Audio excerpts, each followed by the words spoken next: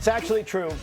I was playing golf on Sunday. People made notice of the fact that my shorts were falling down because I was sweating. It was 100 degrees, and I had nothing to hold them up. It was the back and the butt just go straight together. The day they gave those out, I overslept. All right, top of the new hour here. We thank you every time you choose to get up with us. It's so much fun. We start your day with a smile. We have done our job, and we've got breaking news. We just had a conversation about Mitchell Robinson and his broken finger, and Shams tweeted just moments ago that Robinson has undergone surgery on the broken right pinky and that he fully plans to play in Game 1 of the finals next Wednesday while wearing a brace on his hand. Jay, talk me through that. He's a big man. I don't mean this in any kind of way. He's not a shooter. He's not, how much do you think wearing a brace on his hand will impact his ability to impact the game? Well, it'll probably be a softer brace, obviously, to hold the ball. I'm not sure what kind of brace is actually going to be, so it's hard to make an assessment of how he handles lobs at the rim for dunks. But, I mean, mostly he's a screener, he's a rebounder.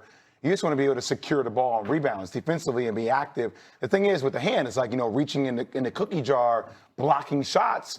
If that's his right hand, I mean, that's your active hand, your dominant hand. It makes you think more. I think that it makes you be a little more cerebral with your movements, but it's going to become a target. If it's a brace, that lets Isaiah Hartenstein or Victor Wembanyama or Chet Holmgren know exactly where to target. I think I just saw this on In Street Clothes, Jeff Stotts on Twitter. He said since 2005, the average time on the return from a pinky surgery, 14 days. He's trying to return back in like 5. That is an incredible return if he can be back to being some reasonable version of himself. So we'll see what he's able to give them in Game 1. You see, Win the Win Man is up with us early this morning as well. We got basketball news coming in, and we got a game ourselves, a developing story, and it involves a very small finger on a very large man. Knicks center Mitchell Robinson has a broken right pinky, and there is currently no timetable for his return. This news comes out 3 days after the Knicks sweep Cleveland to reach their first NBA Finals since 1999. Game 1 is Wednesday, giving Robinson 5 days before the series begins. So, Winman, let's start with whatever it is we do or don't know. What do we know about the Robinson injury, his status for Game 1, and the impact this will have on the Knicks? Well, he's obviously a very important player because he is one of very few Knicks big men. The Knicks' really third big man is OG Anunoby in the postseason. He spells Karl Towns. He is an absolute quintessential energy player, creates extra possessions. I will say, if you are going to have an injury to a player on a hand, it would be a non-skill player. He is a non-skill player in terms of his hands. He has 28 baskets in the playoffs. 21 of them are dunks. The other ones of them are inside 3 feet. The finger injury, it depends on many factors. Did he need surgery? Is this an injury to a ligament? Is something where, you could just buddy wrap it and deal with pain? These are questions that are probably going to be answered over the next few days. It would be more concerning if a guard had a hand injury, but this is definitely depressing news for the Knicks, who had a clean injury report after the conference finals. And everything is going so perfectly for them. All of the rest, all of the advantages. And then you look at your phone yesterday, like Shams saying, what? How in the world do you break your finger? Then there's been all this video that's come out of some things that happened in Game 4. And maybe it happened there. It's still not 100% clear when or how the injury happened. What other senses are you getting? That this is critical. That this is, when you win or lose NBA Finals, they're on the margins. Offensive rebounding, defensive rebounding, protecting the rim. Let's say they play against Oklahoma City, and they have 2 big men, Chet and Isaiah Hartenstein. This leaves the Knicks short-handed on the front line, along with Karl-Anthony Towns, who we know can get in foul trouble. Mitchell Robinson being there as a screener, as someone who can play above the rim. Like, he has 28 field goals. I guarantee you every one of those field goals are either assisted or off of offensive rebounding because of missed shots. That is a critical element of what the Knicks do. They've been playing so well offensively that you kind of overlook that stuff. But I think this has a chance to be a series-turning injury. If he doesn't need surgery, he gonna play.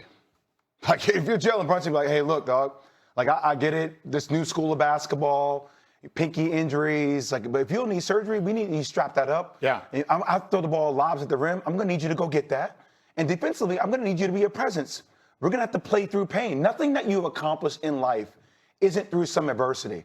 And this is one of those moments where, yeah, if it's a pinky injury, if you don't need surgery and you can't hurt yourself anymore, I'm going to need you to play through that, because If a matchup against OKC, we have to worry about Karl Anthony Towns being in foul trouble.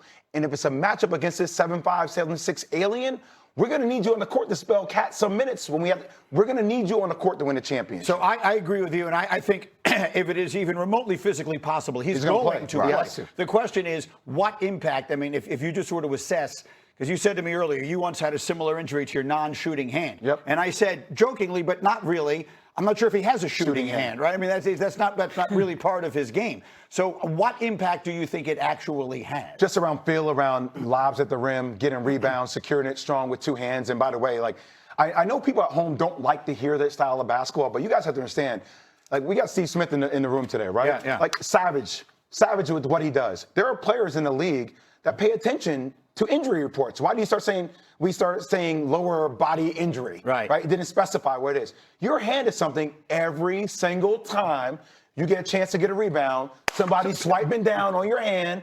If you get a lob at the rim, somebody's swiping at the rim. You have to play through that because now the world It's a target. knows. Yes. It is a target, and if you got a bad wrist, they're going to slap at the wrist. And you may say, oh, that's a little, whatever it is. It's dirty, whatever. It's not. It is winning a championship is hard, and you have to win at the margins, and now he has just made himself a target. Well, for sure. And that's been true in every sport since the beginning of time, and it always will be. Wendy, finish it up here, because it does feel like a Knicks team that has nothing but a parade of good news for the last month gets to whatever degree this is, gets a tough break here. Yeah, here's the thing. There's still 5 days between now and game one. He would have more days. Even if he isn't ready to start the series, there's a long period of time. I got to think he's going to be able to put his fingerprints on this series. And also, look, he's headed into free agency.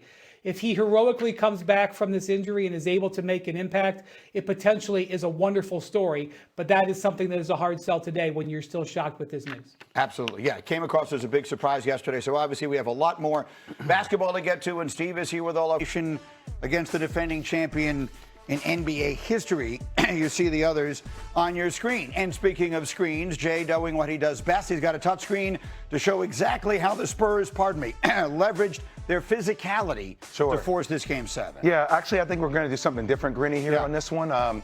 This is a special segment. First off, I'd say SGA is one of the most special players we have in the game of basketball. He is elite when he plays up and down. There's a reason why he's two-time MVP. But cue this. We're going to have this segment that's going to call Life Alert with SGA. Okay. Help me, I've fallen, and I can't get up. Oh, no. Okay? Let's just talk through it. SGA at the top of the key here is going to start driving down the lane. And as he drives down the lane, I want everybody to pay attention to where he is. Time and situation. Goes up, fading away, straight up and down. Can make that shot. Player defending him in the pocket, not extending. Why fall down? Falls down, number one. Why? No need to fall down, SGA. Play through it. Next possession, literally going for the ball. Goes up for it. Vassell's there. Creates contact. Look at the elbow that he uses, Green, right here. Yeah. He's literally using the elbow in his chest. Right. His elbow's in his chest. He is vertical. Yeah. He is vertical. Why? Just lay the ball in. I fall and I can't get up again. Part number two. Now, this is not only SGA. Their whole team does this. This is why I said every possession feels like a negotiation with the refs. Watch Lou Dort, who's going to be in this little spot here as the play goes. Lou Dort is right here. Okay. He's right here. Cornette here, Lou there. Okay? Lou's coming on the play. He comes off the screen. What is that? He falls down?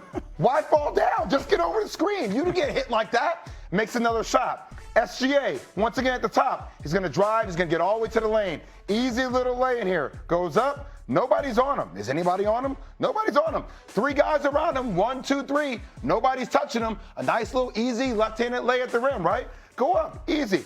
Why fall? Why fall? And then the last play, like I don't understand. It's the last play. This is Castle. Right. Because this happens. I want you to see what it looks like when you get hit and you play through contact. So when people start talking about Kobe or Michael, those dudes, they got away from contact, but it's about making the shot. Watch how Castle absorbs it. Watch how Dort goes over the screen again, does this similar flopping thing again. I don't know what that is for no reason. Castle gets over the play, then he starts to make the play. He's going to drive. We're going to watch it in slow-mo. Drives, Dort is there, gets over the top. Watch the way he gets hit in the head. Yep. Crack in the head. And one. These young bucks are playing through contact. They're not falling each and every possession. SGA because he's not scoring, because he's getting strapped up defensively. His way of scoring is at the free throw line. He's looking for the contact instead of looking for the shot. That's the difference between the way the two teams are playing. Boy, that is really well designed and really well demonstrated. I think it's becoming clearly the story, whether that's reasonable or not. It's fair, it's not, it's fun, it's not. It is the story of the series so far, and we'll see how it is called on Sunday. I hate that the game is coming down to us using terminology like life alert with SGA, help me, I fall and I can't get up. I know. But honestly, when he plays, he's so talented, he doesn't need to play the game that way because he can still drop 30 if you just were to play through contact and be strong. It's really well done. All right, Jay, well, with that, that's